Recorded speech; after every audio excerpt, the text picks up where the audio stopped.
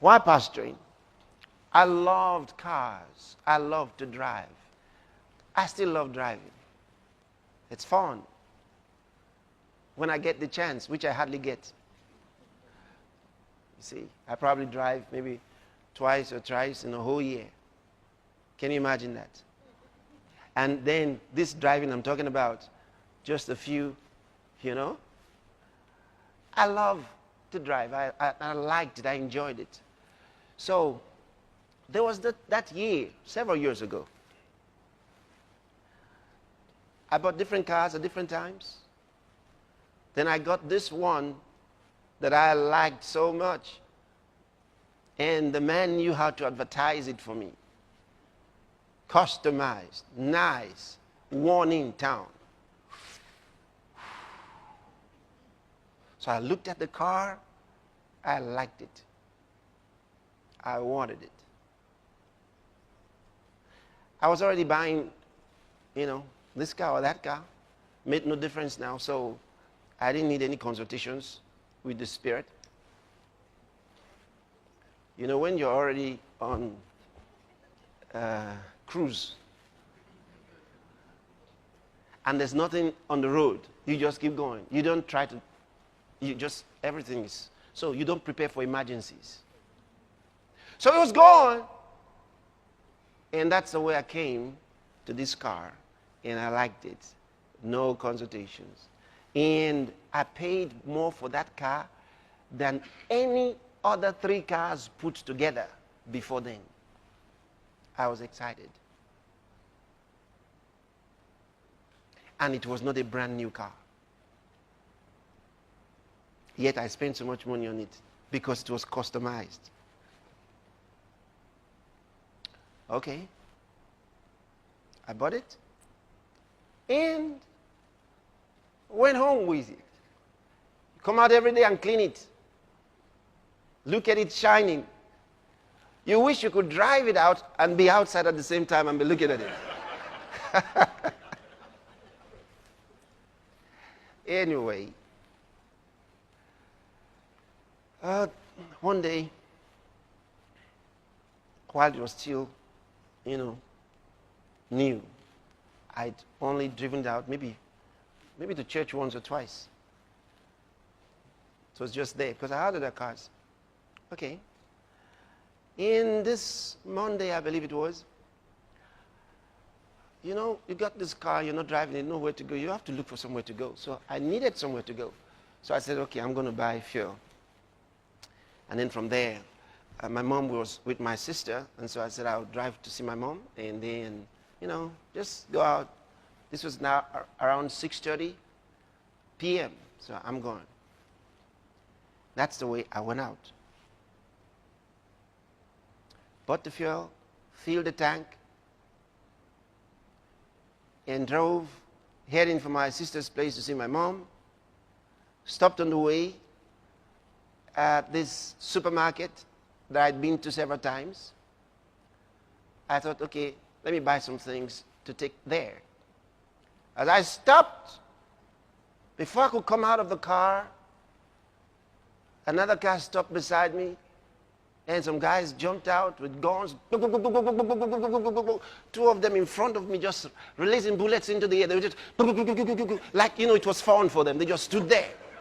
And the others came to the doors. One said, come down, move in, out. They were giving all kinds of commands. I didn't know where I was.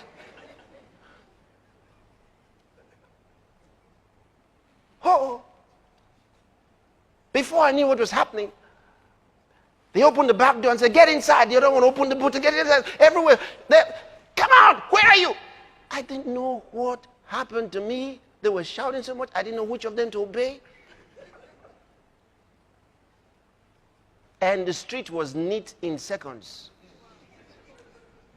They fled. The people fled. Then, for some reason, beyond explanation, I walked away from there. And it's like, like they didn't see me. I don't know how, but I just walked away. got out of there.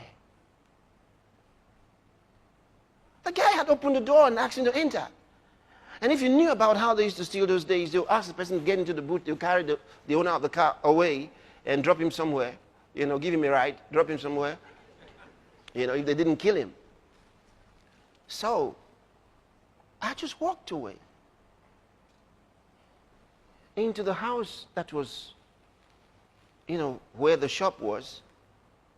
And they were still shooting, and then they drove the car away. Still unclear to me how I got out of that place. Now, my car was gone. I'm going to see my mom. Now I'm walking. I didn't even remember whether I was to buy anything anymore. The car was gone, the money, whatever, everything was gone. Now, as I walk down the street, and here's the reason for this story. As I walk down the street, all by myself, like this, a thought hit me. A moment ago, you were riding a big car. Now, you're walking in the street like anybody else. But you are the same person. At that moment, everything, every desire, every fascination with cars and all of those things left me. I lost interest in all those things instantly. It's like a miracle. Something you can't explain. I lost interest in all of those things at once. I said, a moment ago you were there in that car, and right now you're walking like anybody else in the street. But you are the same person. A man's life doesn't consist in the abundance of things he possesses.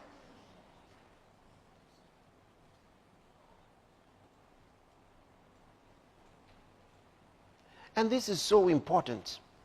Of course, on Wednesday nights, what I was about telling the congregation what had happened to me, how the car was gone, is I was telling them what happened, just about explaining. Someone came up the platform with a paper. They had found the car. So I announced to them they had found the car, but I wouldn't drive that car again. I'd lost interest. I wish that I knew how to lose that interest earlier. Are you getting what I'm telling you? Because you're the same person. And since that time to this time, not fascinated with those things. They don't mean anything. They don't mean anything. You're the same person. You're the same person.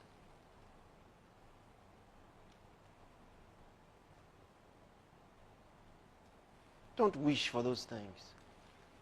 Wish to fulfill the call of God in your life. That's the most important.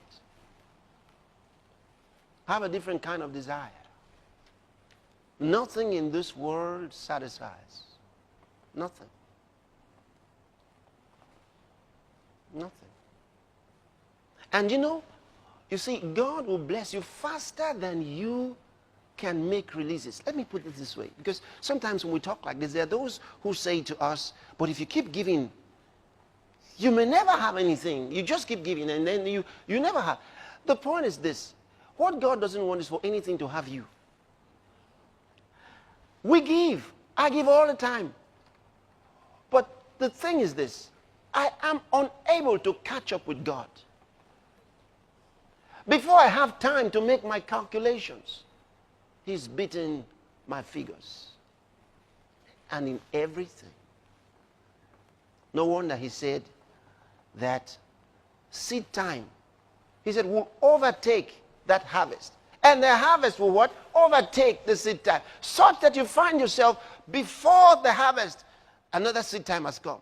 And while you are still